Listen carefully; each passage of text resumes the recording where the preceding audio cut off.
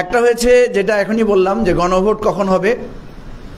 আমরা এবি পার্টির পক্ষ থেকে প্রস্তাব দিয়েছি, যেহেতু দুইটা অপশনের মধ্যে সুবিধা এবং অসুবিধা আছে, সুতরাং সরকার বা প্রফেসর ইউনূস অথবা ওনার উপদেষ্টা পরিষদ ওনারা দোনোটা যাচাই বাছাই করে যেটাকে অধিকতর সুবিধা মনে করবেন, আমাদের অর্থনৈতিক ইনভলভমেন্ট সহ পরিচালনাগত সুবিধা সহ যেটাকে ওনারা বেটার মনে করবেন, সেই সিদ্ধান্তটা ওনারা জানিয়ে দিলে আমরা অনুরোধ করব সকল রাজনৈতিক দলকে যে আপনারা বৃহত্তর স্বার্থে এটাকে আপনারা মেনে নেবেন।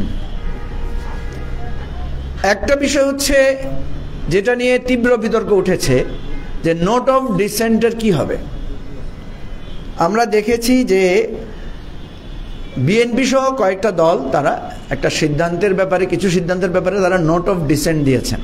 একমাত্র স্মার্ট সিটি বসুন্ধরা, আধুনিকতায় এক ধাপ এগিয়ে।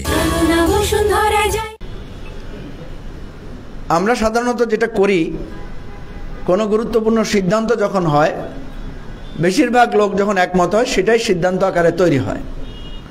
সবাই একমত হলে সেটা সিদ্ধান্ত হয়, বিষয়টা এমন না। সবাই একমত হয়ে সিদ্ধান্ত হলে তো খুবই ভালো। সবাই একমতের চাইতে অধিকাংশ লোকেরা যদি একমত হয় তাহলে সেটাই সিদ্ধান্ত আকারে গৃহীত হয়। অনেক সময় কেউ কেউ এটা বলেন যে ঠিক আছে সবাই আপনারা একমত, আমাদের কোনো অসুবিধা নাই, তবে আমাদের এই ব্যাপারে আমাদের আপত্তিটা জানিয়ে রাখলাম, এটা একটু লিখে রাখলে ভালো হয়, নোট অফ ডিসেন্ট। তো এখানে যে নোট অফ ডিসেন্টগুলো দেওয়া হয়েছে, বিএনপি কিন্তু বিশেষ করে বিএনপি নোট অফ ডিসেন্ট দেওয়ার সময় একটু বাড়তি কিছু কথা বলেছে।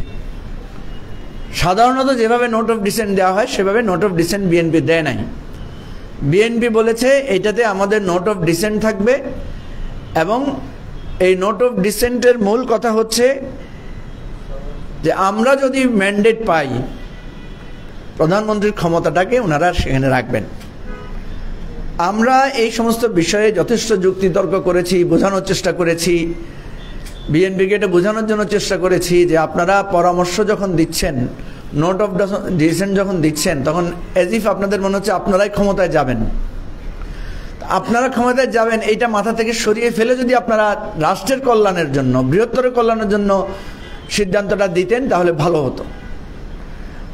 আপনারা জানেন যে এগুলো নিয়ে আমরা অফিসিয়ালি আনঅফিসিয়ালি নানাভাবে কথাবার্তা বলেছি। আমি কালকে একটা টক শোতে এটা বলেছিও যে এই অফিসটা তৈরি হওয়ার সময় আমরা যদি চিন্তা করি যে চেয়ারম্যান কোথায় বসবেন, সেক্রেটারি কোথায় বসবেন, অন্যান্যরা কোথায় বসবেন, তাদের কী কী সুবিধা দরকার, এটা কিন্তু আমি যদি ভাবি যে আমি দলের চেয়ারম্যান হব ভবিষ্যতে, সুতরাং আমার রুমটা এমনভাবে হবে আমার যাতে সুবিধা হয়, তাইলে এইটা সংস্কার হবে আমাকে চিন্তা করে।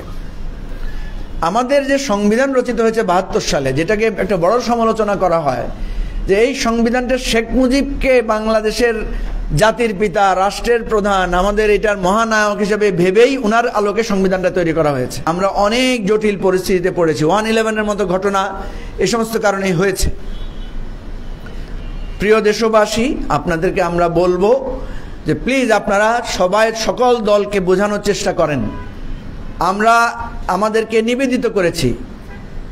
দেখেন, আমাদের সাথে জামাতের একটা বিরাট দূরত্ব সংকট আছে, তারপরেও আমরা জামাতের কাছে গিয়ে বোঝানোর চেষ্টা করেছি, কারণ জামাতের অনেক বক্তব্য এমন আছে যেটা বিভেদ তৈরি করে।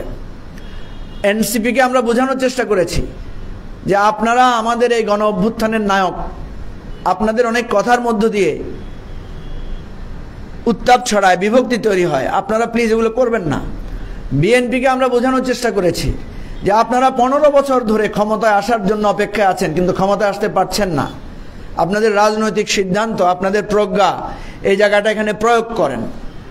আজকে এই দেশবাসীকে, জাতিকে আমি সাক্ষী রেখে বলতে চাই, ইতিহাসে এটা লিখে রাখবেন, যদি আমাদের এই আহ্বান আপনারা যদি কর্ণপাত না করেন, আগামী দিনে যদি কোনো কঠিন পরিস্থিতির সৃষ্টি হয়, এই দেশবাসী, জাতি আপনাদেরকে দায়ী করবে।